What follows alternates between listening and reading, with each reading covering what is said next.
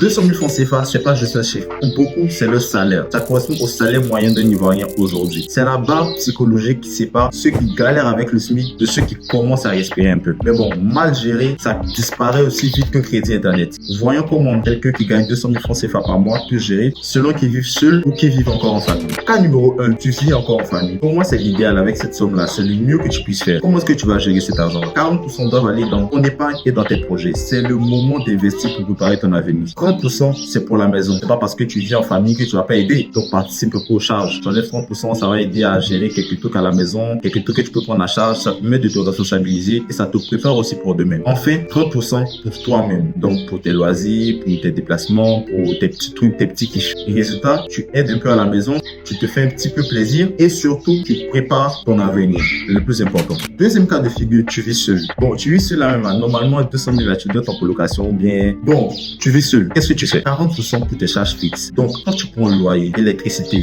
eau, internet, tout ça, tu dois faire 40% de tes 200 000. 30% de ta nourriture, de ton transport. 20% de ton épargne.